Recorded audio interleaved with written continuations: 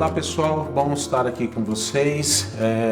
Vou me apresentar, meu nome é Henrique Bauer, eu sou professor do curso de especialização em cirurgia e traumatologia bucomaxilofacial aqui da Fundação e também assistente do Hospital Universitário aqui da USP, onde nós exercemos a especialidade de cirurgia e traumatologia bucomaxilofacial, e o propósito da nossa aula hoje é falar alguma coisa sobre análise facial em pacientes que serão submetidos à cirurgia ortognática para corrigir deformidades dentofaciais.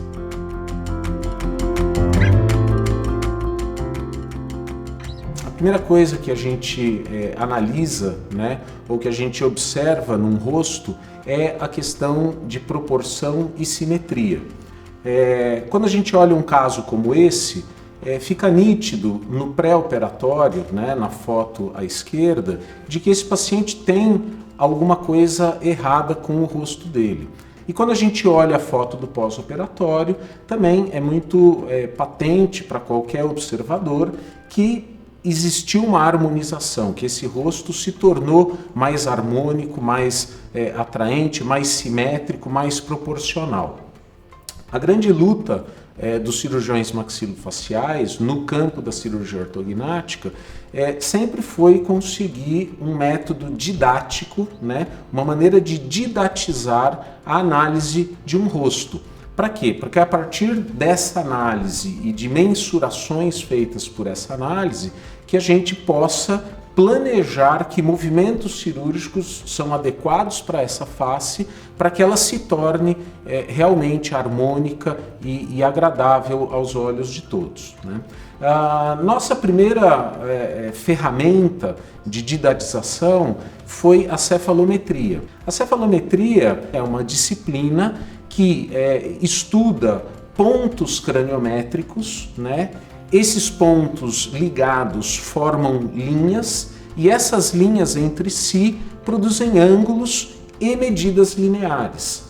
Então, a cefalometria ela elege alguns pontos craniométricos a partir de uma radiografia, e esses pontos vão estabelecendo linhas, vão estabelecendo ângulos, e a gente consegue, a partir disso, de uma referência horizontal e dessa referência horizontal uma vertical, a gente consegue estabelecer a anatomia do rosto do paciente, se ela está muito para frente, muito para trás, se ela está inclinada, e esse foi o parâmetro utilizado durante muitos e muitos anos para planejar a cirurgia ortognática.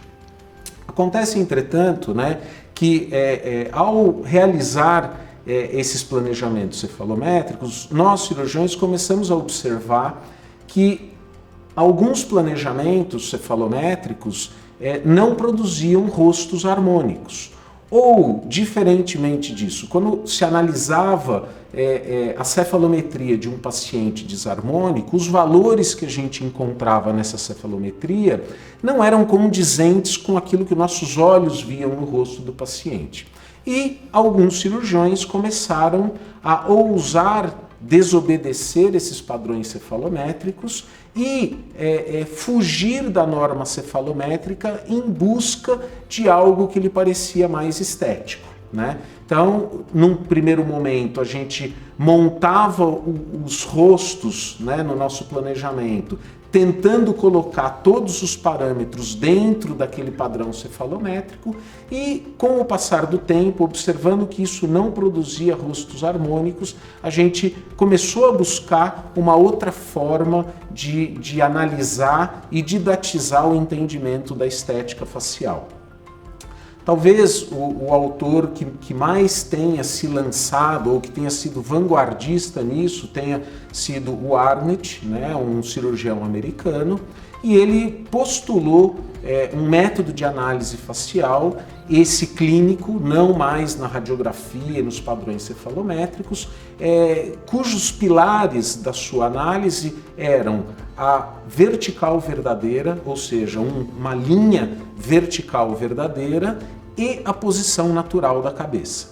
Então, a partir desses dois pilares, ou seja, colocar a cabeça do paciente numa posição que ele chamou de posição natural da cabeça, que deveria ser ou deve ser a posição habitual que o paciente mantém a postura da sua cabeça, e um prumo, né, onde ele, a partir dessa referência do prumo, que ele chama de vertical verdadeira, ele vai encostando essa referência no ponto subnasal do paciente, né, um ponto que passa exatamente pela intersecção do nariz com o lábio superior, e essa linha vertical verdadeira é que vai ser o balizador para dizer quais estruturas estão muito avançadas ou muito recuadas em relação à linha vertical verdadeira.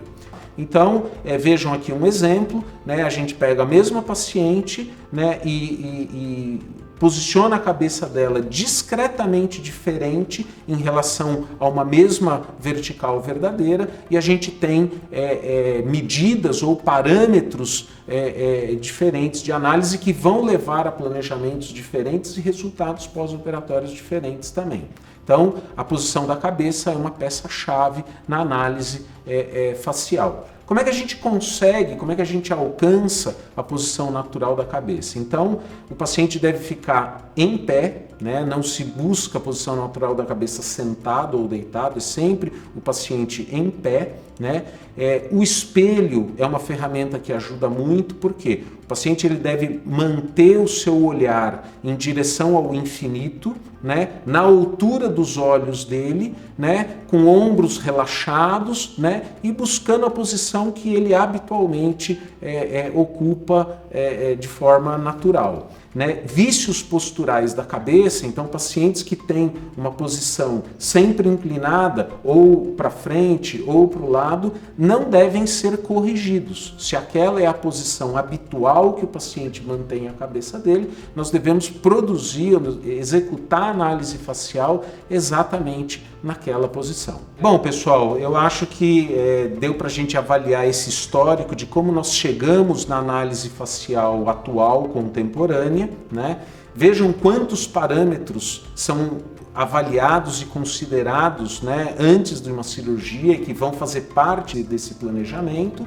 E no próximo vídeo, então, nós vamos direto aos pacientes e vamos mostrar, no caso clínico, cada uma dessas estruturas ou as principais estruturas que devem ser avaliadas e que farão parte do planejamento da cirurgia. Até a próxima, pessoal!